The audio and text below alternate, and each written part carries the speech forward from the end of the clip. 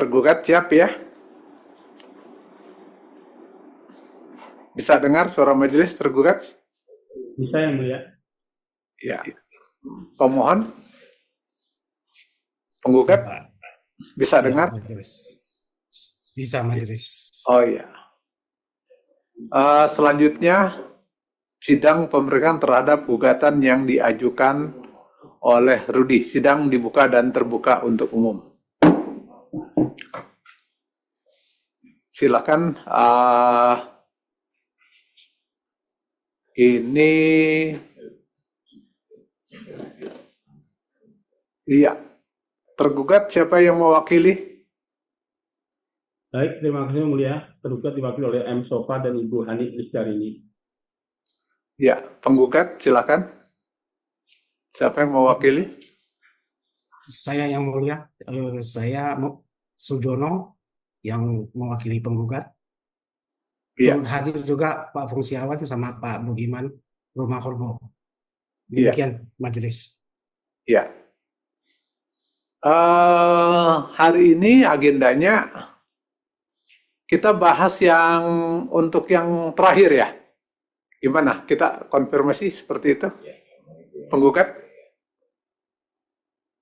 Izin yang mulia, hari ini hanya satu sengketa saja yang mulia, yang sidang Ya. kedua. Ya, masih ada. Yang keberapa itu? Ya. Ya, masih ada. Terkait dengan SPHP ya? Betul yang mulia. Ya. Oke.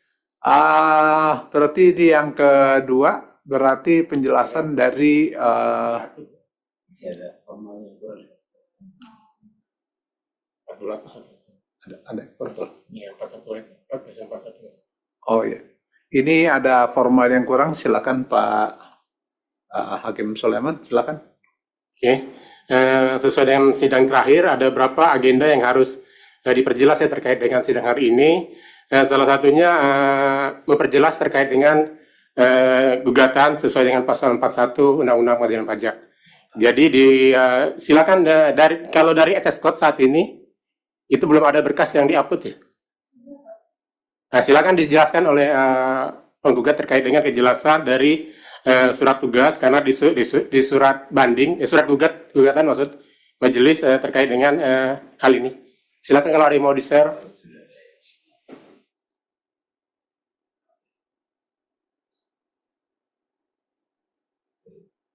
Sampai ke bawah sekarang.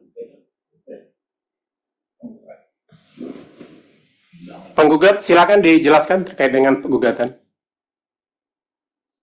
Baik, mungkin makasih yang mulia, mohon izin mungkin ke Pak Sujono, saya akan bantu share screen untuk surat pernyataan dari ini ya, dari penggugat, dari Saudara Rudi selaku wajib pajak.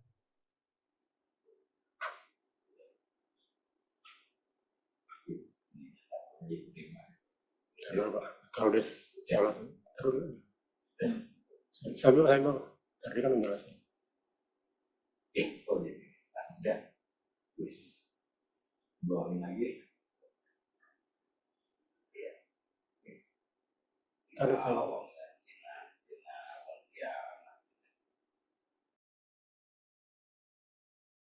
Silakan mungkin Pak Sujono dijelaskan. Oh ya, ini yang diminta kemarin. Bawah ya, ditunjukkan sampai sama-sama dibaca sampai ke bawah. Ini mengenai yang diminta oleh majelis sidang sebelumnya, surat pernyataan dari Rudi ya, yang memberikan kuasa kepada kami terhadap gugatan ini. Jadi beliau gugatan kepada satu orang ya terkait dengan fungsi awan. Coba untuk persidangan itu ada 3. Jadi ya, betul. Terus ya, terus memberikan kepada kami bertiga ya, Pak Fungsiawan, saya dan Pak Budiman untuk mewakili Pak Rudi beracara di sidang ini, Pak. Terus sampai bawah terus. Oke. Beri kuasa Rudi.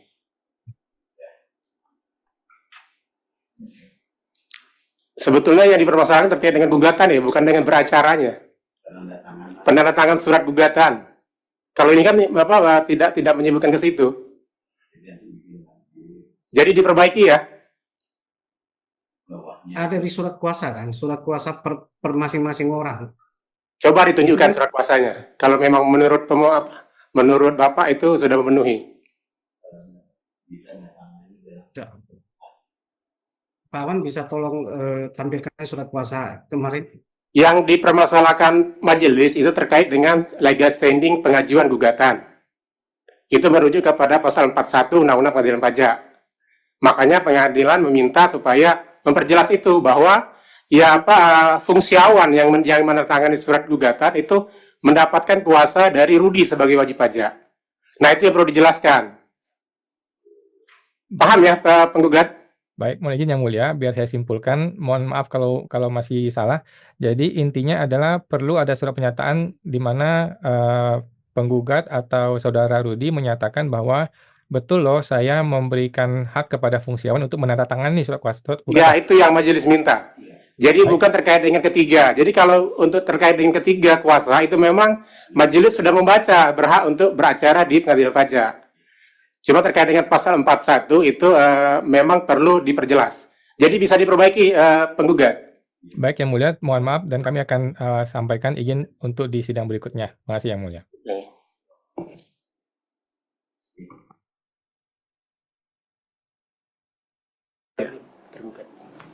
Ya, tergugat dulu. Ya, ini karena di sidang kedua, silakan tergugat. Apa yang mau Anda sampaikan? Baik, terima kasih Yang Mulia terkait sidang sebelumnya bahwa kami akan menyampaikan formal atau legal standing dari surat tugas dan kewenangan tergugat. Kami sampaikan mulai di halaman 6 Yang Mulia. Di halaman 6 bahwa nomor 1 Undang-Undang nomor 12 tahun 2011 tentang pembentukan peraturan perundang-undangan, pasal 7 ayat 1 ada jenis dan hierarki peraturan perundang-undangan, terdiri atas tergugat supaya sambil share screen aja biar nanti sama-sama kita baca.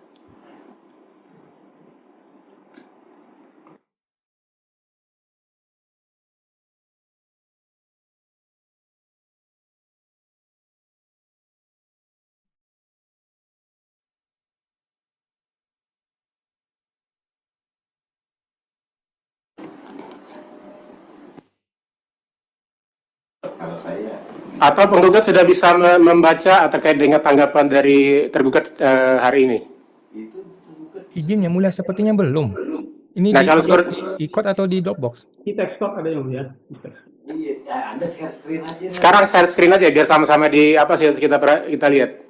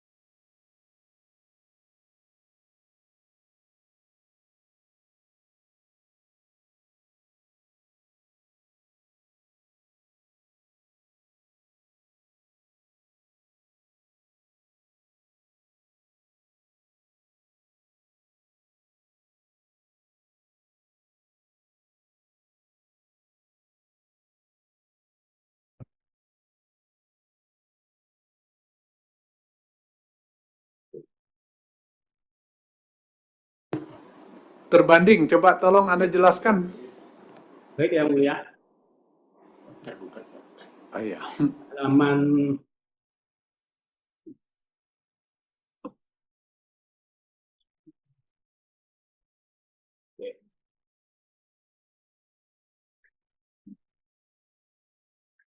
Baik, terima kasih Yang Mulia.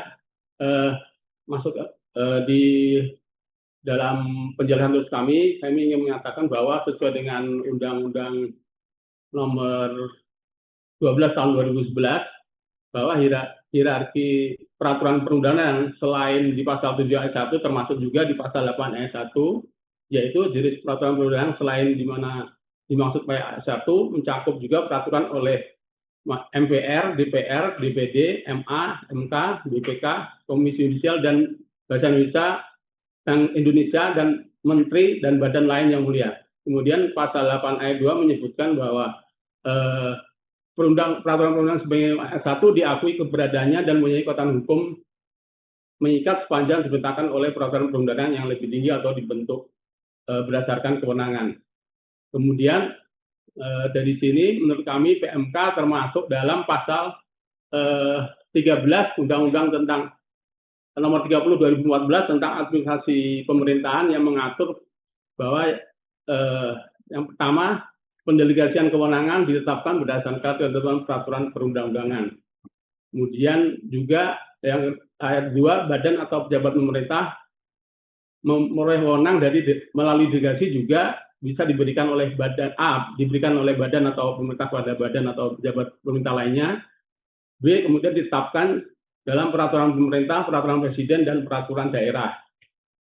C, kemudian merupakan wewenang pemilihan yang sebelumnya telah ada. Kemudian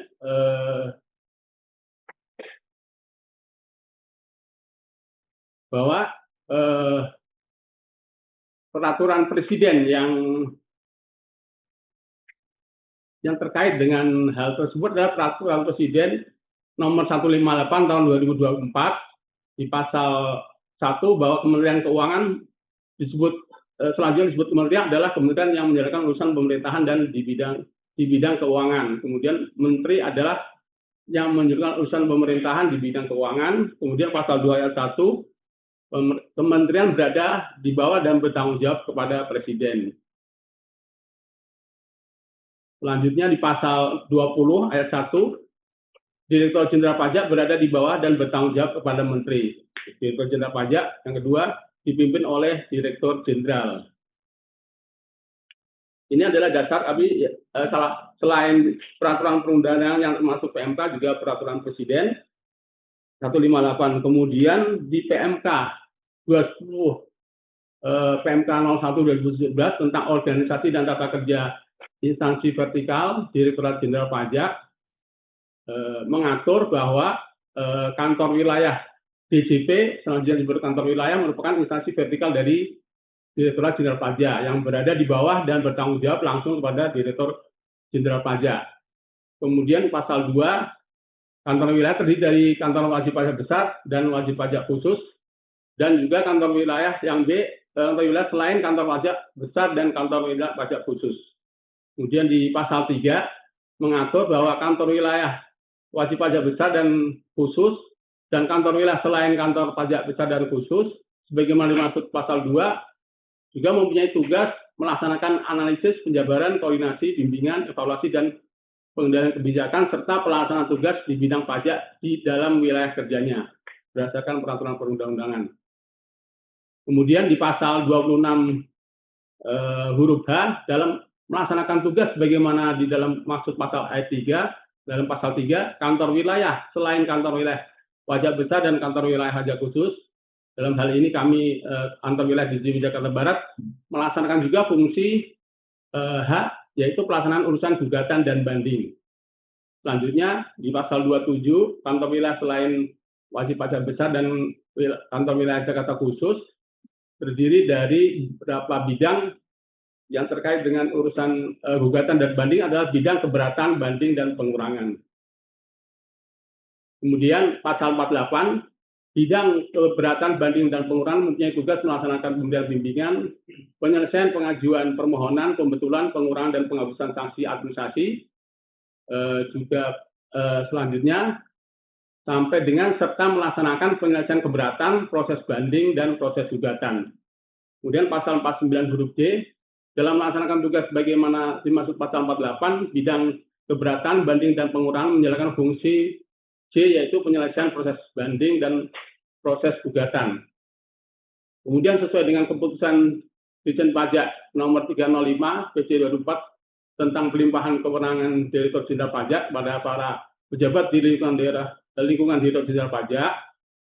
Dalam lampiran disebutkan bahwa lampiran 5 yaitu kewenangan Direktur Jenderal Pajak yang didelegasikan kepada pejabat di lingkungan kantor wilayah Direktur Jenderal Pajak atau kami DJP, yaitu yang angka 41 membuat, menerbitkan, dan menyampaikan surat uraian banding dan surat tanggapan Direktur Jenderal Pajak kepada Pengadilan Pajak.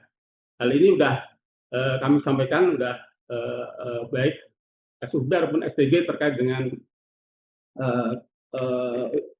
wewenang yang didelegasikan. Selain itu, yaitu yang kemudian selanjutnya ada 42, menerbitkan surat tugas pada pegawai Direktur Jenderal Pajak di lingkungan Kanwil DJP untuk menghadiri sidang di Pengadilan Pajak. Jadi tugas ini atau wewenang ini sama dengan pembuatan SUB dan surat tanggapan.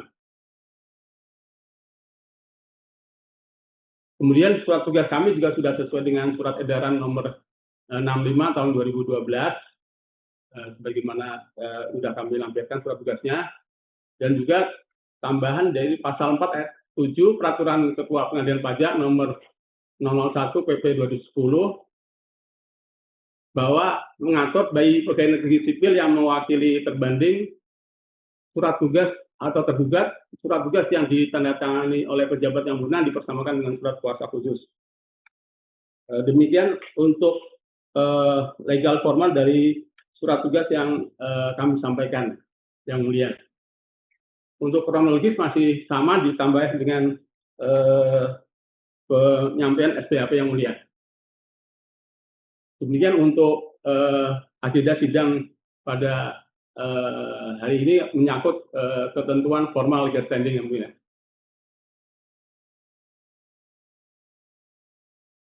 Dari kami cukup sekian yang mulia.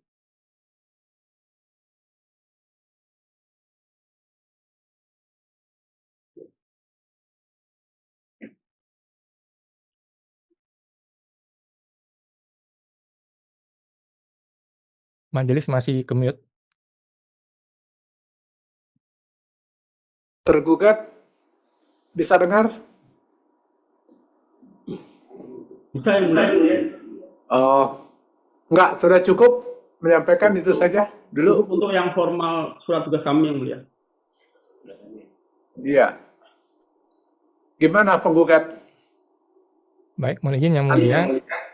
Supaya jelas dulu nih, kita mesti paham dulu persepsinya si tergugat. Undang-Undang P3 itu kan pasal 7 pasal 8 itu hanya menjelaskan jenis-jenis hukum. Ini loh hukum, yang bukan ini maka bukan hukum. Nah, tetapi kan bukan berarti hukum yang satu bisa menggantikan hukum yang lain, atau hukum yang di bawah bisa menggantikan hukum yang di atas. Tidak begitu di pasal 7 pasal 8. Nah, saya takutnya salah tangkap nih, apakah maksudnya tergugat fungsi presiden di Undang-Undang AP pasal 13 mau digantikan oleh menteri? Karena di Undang-Undang AP kan fungsinya kan presiden, delegasi ditetapkan oleh presiden. Apakah maksud tergugat itu mau diganti menjadi ditetapkan oleh menteri? Supaya nggak salah nih persepsinya.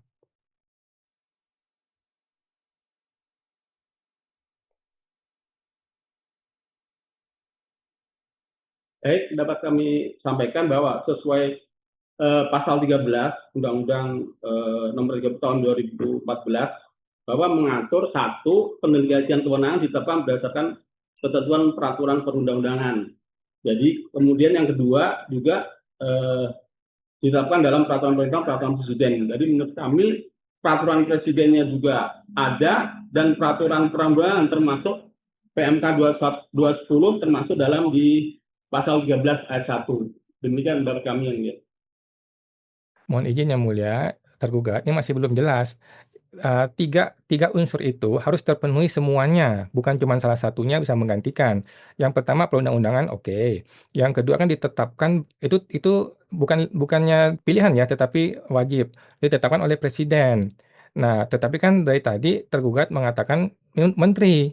Nah, ini mesti jawab dulu nih, apakah pasal 13 yang dimaksudkan presiden itu mau diganti menjadi menteri oleh tergugat atau tidak? Bagaimana? Tidak. Nah, kalau tidak, kenapa dari tadi mengatakan menteri? Berarti kan tergugat kan mau menyatakan bahwa ini semua itu pasal 13 terpenuhi loh berdasarkan peraturan menteri. Berarti kan presiden memberikan kewenangan dia nih, kan undang-undang memberikan kewenangan kepada presiden untuk menetapkan. Kewenangan dia ini diberikan kepada menteri. Nah, di mana pemberian kewenangan dari presiden kepada menteri tersebut untuk menjalankan pasal 13 Undang-Undang AP? Mohon izin Yang Mulia tergugat.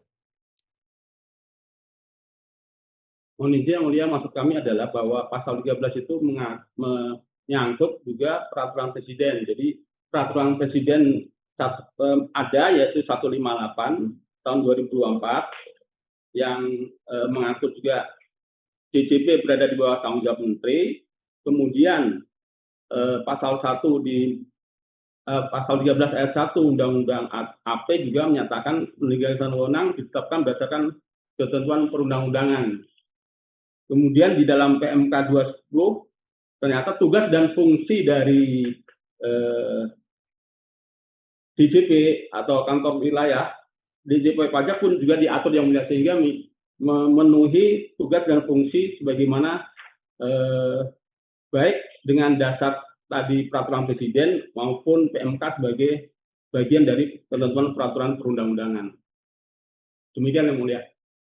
Mohon izin Yang Mulia tergugat, ini masih butuh putar lagi, atau gampangnya gini, kan di Undang-Undang AP kan menyatakan bahwa delegasi kan ditetapkan oleh peraturan presiden. Nah, sekarang tunjuk aja deh peraturan presiden pasal berapa, ayat berapa, jangan cuma perpresnya. Kalau perpres kan banyak nih, tinggal tunjuk aja 158 gitu. Tapi di pasal berapa, ayat berapa, ada penetapan delegasi tersebut.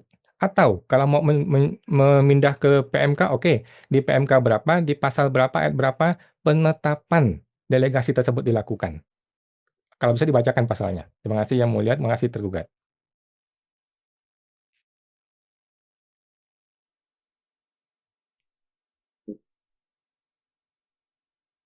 Baik, terima kasih yang mulia. Menurut kami penjelasan tertulis yang sudah kami sampaikan sudah memenuhi yang diamanatkan oleh pasal 13 Undang-Undang AP. Demikian pendapat kami yang mulia. Mohon izin Yang Mulia tergugat, kalau sudah memenuhi ya tinggal tunjuk aja pasal berapa, ayat berapa. Simpel sekali. Di Per 158 peraturan presiden di pasal 20 DJP berada di bawah kementerian tanggung jawab pada menteri. Kemudian kewenangan menteri sebagaimana di pasal 93 ayat 2, kewenangan menteri sebagaimana pada ayat 1 dapat dilimpahkan kepada Direktur Jenderal Pajak. Demikian pelimpahan wewenangnya yang mulia. Baik, terima kasih tergugat. Mohon izin Yang Mulia dan tergugat. Dari tadi simpel sekali pertanyaan saya, simpel sekali. Di mana pasal berapa yang menyatakan ada penetapan? Dan tergugat tidak dapat menyampaikan penetapan. Kalau gitu boleh nggak saya simpulkan nih tergugat, sesungguhnya tidak ada frasa penetapan sesuai dengan Undang-Undang AP. Namun, kami menyatakan tetap ada penetapan berdasarkan surat tertulis. Apakah begitu yang mau dinyatakan oleh tergugat?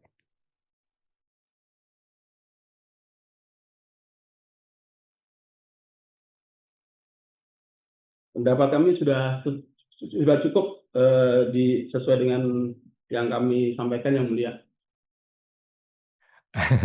Oke, mohon izin Yang Mulia, mohon izin tergugat, ini mungkin agak kesulitan ya tergugatnya. Kalau gitu gini deh, boleh nggak kita lihat surat tugasnya yang hari ini? Izin aja, di share screen biar kita lihat.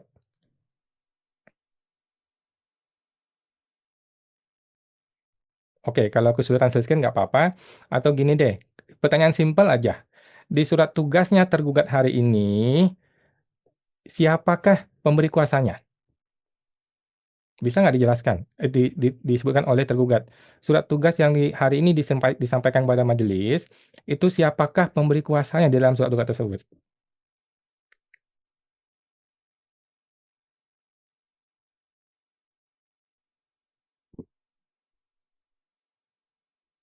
Ya, silakan tergugat. Baik yang mulia, sesuai dengan lampiran angka 42 dari lampiran keputusan Kep 305 tahun 2024 bahwa Kepala Kanwil DJP menerbitkan surat tugas kepada pegawai Direktorat Jenderal Pajak di lingkungan Kanwil DJP untuk menghadiri sidang di Pengadilan Pajak, yang mulia. Jadi Kepala Kanwil DJP Jawa Barat menugaskan kami untuk menghadiri sidang dan memberikan penjelasan yang mulia sesuai dengan surat tugas. Mohon izin tergugat, mohon izin yang mulia. Pertanyaannya sangat simpel. Lagi-lagi jawabannya diputar-putar. Mohon baca lagi di surat tugas. Kami kan menggugat nih. Anda kan datang mewakili tergugat. Nah, Anda ini mesti menjelaskan, Anda ini mewakili siapa? Nah, makanya saya tanya, di surat tugas tersebut, siapakah pemberi kuasa? Ini kan harusnya orang atau pejabat. Jawabannya, mohon izin yang mulia, mohon izin tergugat. Pejabatnya adalah Kepala Kanwil DJP Jakarta Barat, yang mulia. Baik, kalau gitu kan, menurut tergugat atau kuasa hukum tergugat, surat tugas itu pemberi kuasanya adalah Farid Batiar, Kepala Kanwil Jakarta Barat. Tapi mohon izin yang mulia, mohon izin yang tergugat, kami tidak pernah menggugat Farid Batiar, kami tidak pernah menggugat Kepala Kanwil Jakarta Barat. Bagaimana penjelasan tergugat?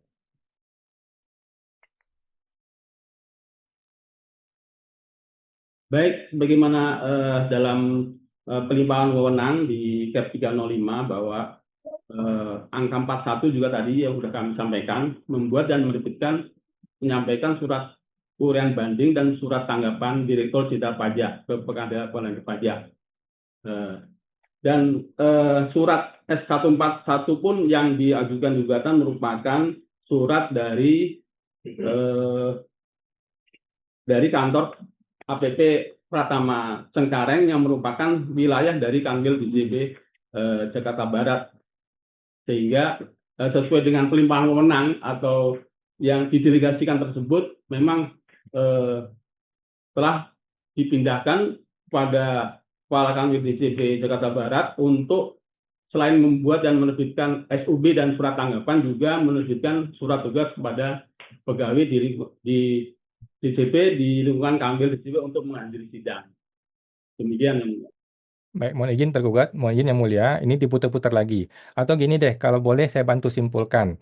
Boleh nggak saya simpulkan begini, pemberi kuasanya adalah Direktur Jenderal Pajak selaku tergugat, namun terjadi sebuah proses, apalah cap lah atau apalah, sehingga yang membuat surat tugas bukan pemberi kuasa tetapi Farid Batiar. Bisa nggak disimpulkan begitu, tergugat? Mohon izin. Jadi sesuai dengan Kep 305 memang telah dilimpahkan untuk pembuatan surat tugas kepada Kepala Kanwil DJP Jakarta Barat. Demikian. Oke, tetapi sepakat nggak kalau pemberi kuasanya adalah Direktur Jenderal Pajak? Sesuai Kep-nya demikian ya, 305 ya, memang itu untuk mengatur wewenang yang didelegasikan ke Kepala Kanwil DJP. Baik, terima kasih tergugat. Kalau gitu, kami mengusulkan kepada tergugat dan juga yang mulia majelis hakim, kan ada missing link yang mulia, ada missing link yang kami gugat Direktur Jenderal Pajak. Nah, Direktur Jenderal Pajak terjadi sebuah proses sehingga yang membuat surat kuasa bukan beliau, tetapi Farid Batiar selaku Kepala Kanwil. Terjadi sebuah proses yang tidak dijelaskan di dalam surat tugas, sehingga kami jadi keberatan, gitu loh. Kami yang keberatan gara-gara yang kami gugat itu tidak ada di surat tugas. Nah, proses ini mungkin sesuai hukum, mungkin tidak sesuai hukum. Nah, kami mengusulkan bagaimana kalau surat tugas itu direvisi saja, direvisi. Yang pertama mesti menjelaskan atau menyebutkan siapa pemberi kuasanya. Yang kedua mesti menyebutkan bagaimana hubungan hukum antara pemberi kuasa dengan Farid Batiar yang akhirnya menandatangani surat tugas. Kemudian juga menjelaskan siapa penerima kuasanya, kemudian menjelaskan apa-apa saja tugas-tugas dari orang-orang yang akan ditugaskan. Nah, apakah tergugat atau kuasa hukum bersedia untuk merubah surat tugasnya sesuai dengan yang tadi saya sampaikan tersebut? Terima kasih yang mulia, terima kasih tergugat. Baik, terima kasih bahwa sesuai dengan PMK 210 yang tadi sudah kami sampaikan tahun 2017 merupakan juga peraturan perundang-undangan, sudah sangat jelas di dalam PMK tersebut mengatur bahwa Direktur Jenderal Pajak ataupun kantor wilayah itu merupakan instansi vertikal dari Direktorat Jenderal Pajak yang berada di bawah dan bertanggung jawab langsung pada Direktur Jenderal Pajak. Kemudian diberikan tugas-tugas dan fungsinya, yaitu pelaksanaan tugas di bidang pajak dalam wilayah kerjanya di pasal 3, kemudian juga di pasal 26 huruf H melaksanakan urusan gugatan dan banding yang dilakukan oleh bidang keberatan banding dan pengurangan sebagai bidang di bawah kepala kantor wilayah DJP Jakarta Barat. Jadi menurut kami ini adalah dasar hukum secara PMK dan juga merupakan tata kerja dari instansi Direktorat Jenderal Pajak dengan dasar peraturan Menteri Keuangan. Jadi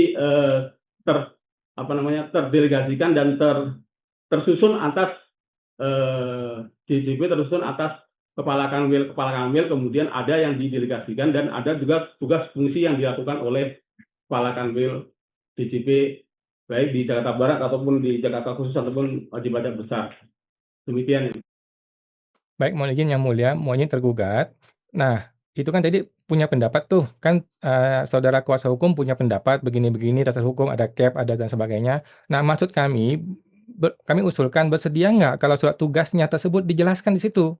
Di dalam surat tugasnya dijelaskan bahwa ada cap sekian, pasal sekian ngomongnya begini, sehingga dari Direktur Jenderal Pajaknya memberikan delegasi kepada si Farid Batiar, kemudian menerima surat tugas, kemudian apa tugas-tugasnya. Kan selama ini belum jelas nih di surat tugasnya, sehingga muncullah surat tertulis yang baru, mesti menjelaskan lagi, kami keberatan lagi. Nah, bersediakah kalau surat tugasnya direvisi saja, dilengkapi semua di situ?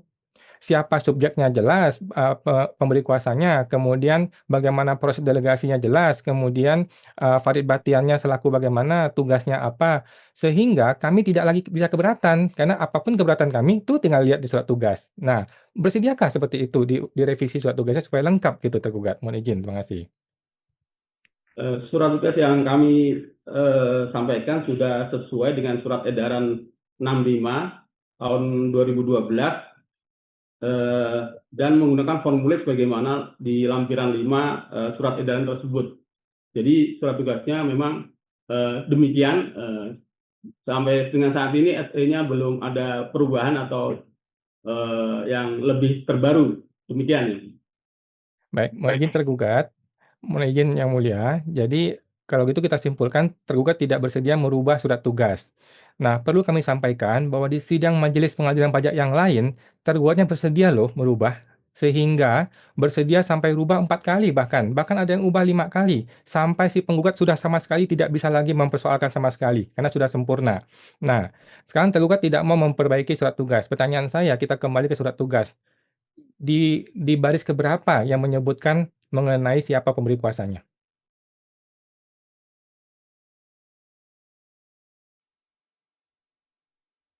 Sepakat nggak tergugat kalau di surat tugas itu tidak menjelaskan siapa pemberi kuasanya? Sepakat nggak? Menurut kami sudah sesuai ya dari alur untuk siapa yang menggugat, siapa yang tergugat, dan tata organisasi kerja vertikal kami sudah sesuai dengan peraturan Menteri Keuangan. Oke, anggaplah sesuai. Maksud kami, mau nggak kalau direvisi saja dituliskan di surat tugas.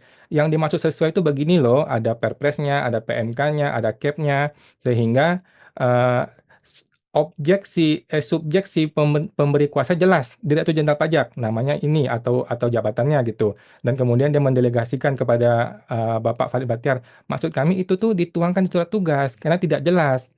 Mengenai argumen-argumen tadi kan, itu kan argumen di luar dari surat tugas. Nah, karena argumen itu di luar surat tugas, maka muncul keberatan dari kami, gitu. Nah, sekarang kalau kami terus ngotot, siapakah pemberi kuasanya? Ini nggak akan selesai. Tetapi kan keberatan kami ini masuk akal, gitu loh. Yang kami gugat adalah Direktur Jenderal Pajak. Yang hadir bukan Direktur Jenderal Pajak. Oleh karena itu kan dia membuat surat kuasa. Nah, ternyata surat kuasanya alias surat tugas tidak menyebutkan dia, tidak menyebutkan si orang yang digugat, yaitu Direktur Jenderal Pajak, gitu loh. Nah, makanya kami mengusulkan dituliskan saja di surat tugas supaya lengkap, supaya sempurna, sampai si penggugat ini nggak bisa lagi keberatan sama sekali, gitu loh. Apakah masih tidak mau? Ini sudah kami kasih tahu loh, di sidang lain bisa loh. Di sidang lain tergugat bersedia merubah dan lengkap sekali, sampai lengkap sekali, bahkan bikin surat kuasa lengkap sekali. Nah, bagaimana? Apakah tergugat masih tidak bersedia merubah begitu?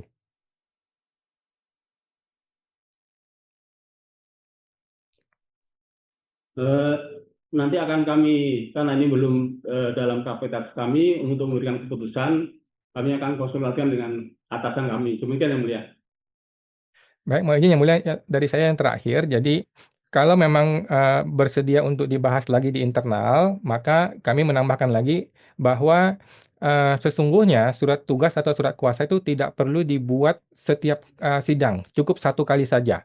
Itu tertulis jelas di Undang-Undang Pengajaran Pajak, juga ada di di Perma 7 2012. Surat tugas itu tidak perlu dibikin setiap sidang, cukup satu kali saja untuk semua. Nah, ini mungkin bisa jadi pertimbangan untuk tergugat apabila memang masih mau dibicarakan atau direvisi. Nah, kami akan kembalikan kepada Yang Mulia, tapi mungkin Pak Sujono atau Pak Budiman ada yang mau ditambahkan. Terima kasih Yang Mulia tergugat. Terima kasih. Ya, mungkin dari saya yang mulia, boleh izin yang mulia. Ya, silakan. Ya, kalau paling bisa di-share itu surat tugas yang dari tergugat. Jadi bisa kita cermati bersama sehingga ke depan surat tugas ini dapat dibuat dengan benar. Sehingga kita bisa langsung ke materi. Tidak selalu berkutik di formal. Kita mengharapkan seperti itu. Jadi demi kelancaran sidang, ya kita sama-sama terbuka ya untuk mengkoreksi masing-masing. Sebenarnya kami juga punya contoh yang surat tugas yang benar. Seandainya pihak tergugat berkenan, kami bisa share. Nah, mungkin sedikit masukan dari saya mengenai surat tugas ini. Sebenarnya di dalam Undang-Undang Pajak, Pengadilan Pajak di pasal 34, itu surat tugas itu tidak dikenal. Yang dikenal adalah surat kuasa khusus. Tetapi di dalam praktek pengadilan, surat tugas itu dipersamakan dengan surat kuasa khusus. Dan ini kan sudah praktik sudah lama. Di dalam, kalau dia bersamakan dengan surat kuasa khusus, artinya semua hal-hal yang ada di dalam surat kuasa khusus itu harus dipenuhi di dalam surat tugas. Sahnya sebuah surat kuasa adalah satu, identitas para pihak harus jelas. Itu satu ya, syarat sahnya surat kuasa. Kami melihat di sini identitas pemberi kuasa itu tidak ada. Dijen pajak itu tidak ada. Yang kedua, dirincikan tugas-tugas apa saja yang diberikan oleh pemberi kuasa kepada penerima kuasa. Di situ juga harus disebutkan apa yang menjadi tugas yang diberikan oleh pemberi kuasa. Nah, di dalam tugas itu, di dalam surat tugas itu kan tidak dirinci. Yang dirinci kan hanya memberikan penjelasan. Kalau hanya memberikan penjelasan berarti tergugat tidak bisa mengajukan bukti loh. Tidak boleh memberi tanggapan loh. Tidak boleh memberikan kesimpulan loh. Tidak boleh mengajukan saksi loh. Karena di dalam surat tugas itu sedemikian terbatas tugas yang diberikan kepada si penerima kuasa. Yang dimaksud Pak Wan tadi itu ada missing link itu.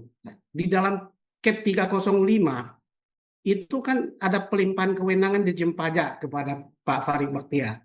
Di dalam surat tugas itu disebutkan, harusnya disebutkan Pak Farid Bakhtiar itu mendapat kewenangan itu berdasarkan Cap 305.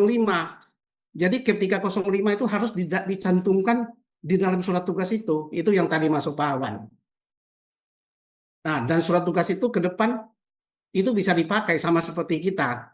Kami ini memberikan surat kuasa cuma sekali, tapi bisa dipakai sampai ke banding, sampai ke PK. Cukup sekali kuasa, maunya dari pihak tergugat juga seperti itu.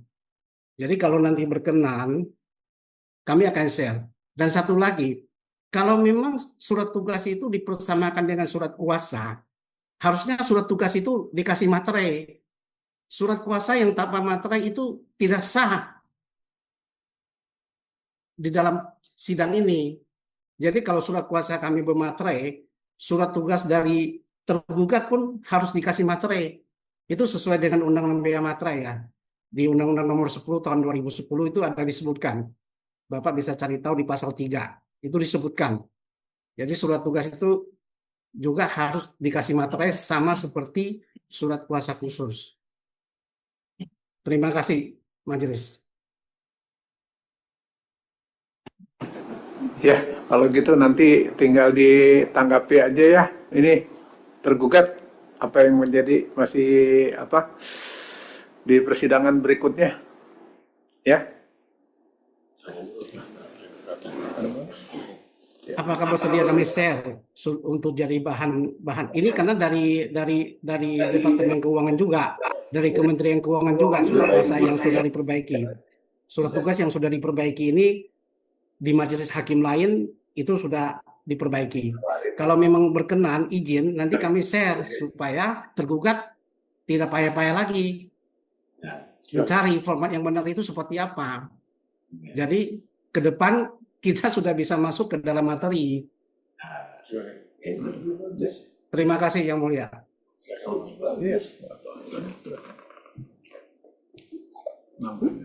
Silakan di-share penggugat kalau memang perlu kita lihat bersama.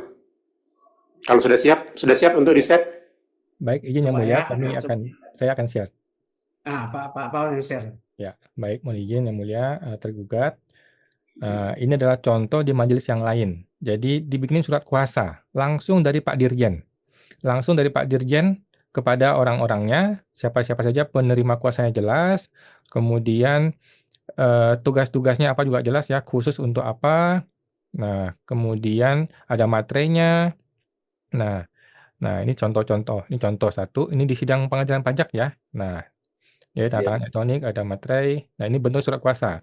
Tapi ada juga di sidang yang lain, ini seperti ini. Dia surat tugas, bukan surat kuasa.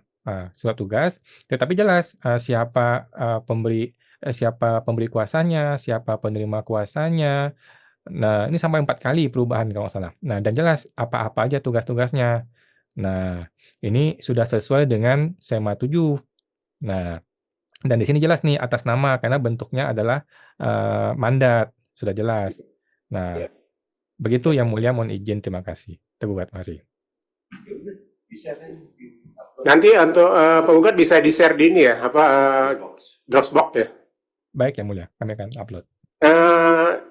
Hari ini kan penggugat masih belum bisa menerima ya terkait dengan penjelasan terkait dengan surat tugas. Nah, tadi telah mendengar, tergugat sudah mendengar secara langsung terkait dengan poin-poin keberatan dari penggugat. Nah, dari hal-hal ini, dari tergugat, sudah paham apa yang mau dijelaskan berikutnya? Baik, Yang Mulia. Kami siapkan ini. Kalau sudah paham, berarti agenda berikutnya penggugat masih menunggu tanggapan dulu ya, penggugat? Mohon izin Yang Mulia, berarti sidang berikutnya masih pemeriksaan formal terkait dengan Surat tugas. Surat tugas. Nah, kalau sudah kita terima bersama, berarti kan kita, termasuk kami juga ya, termasuk legal formal kami juga, apabila sudah diterima, kita bisa lanjut ke pemeriksaan mengenai objek sengketa itu objek atau bukan objek, karena ini masih dipermasalahkan oleh tergugat. Ya, berarti untuk sidang berikut sudah paham ya kedua belah pihak. Untuk penggugat masih memperbaiki terkait dengan kejelasan terkait dengan gugatan. Penandatangan gugatan dari tergugat itu nanti memberikan penguatan penjelasan terkait dengan surat tugas. Sesuai tadi yang ditanyakan oleh penggugat terkait dengan hal yang belum jelas, sehingga bisa disampaikan di penjelasan sidang berikutnya. Paham ya tergugat? Para pihak sudah paham ya? Paham Yang Mulia. Terima kasih Yang Mulia, paham. Ya, mungkin hari ini cukup dulu ya. Ya. Nah, jadi kalau sudah tidak ada lagi sidang kita akan lanjutkan tanggal berapa, Panitera? 31 Juli. Ya, kita lanjutkan nanti tanggal 31 Juli ya, 2025. Ya, dengan agenda nanti penjelasan dari tergugat terkait dengan surat kuasa, surat tugas ya, yang tadi. Ya. Dengan berakhirnya pemeriksaan terhadap penggugat permohonan gugatan Rudi dan dengan mengucapkan syukur pada Tuhan Yang Maha Esa, maka sidang pada hari ini tanggal 17 Juli 2025 majelis nyatakan ditutup. Terima kasih. Terima kasih Yang Mulia, kami izin. Terima kasih Yang Mulia.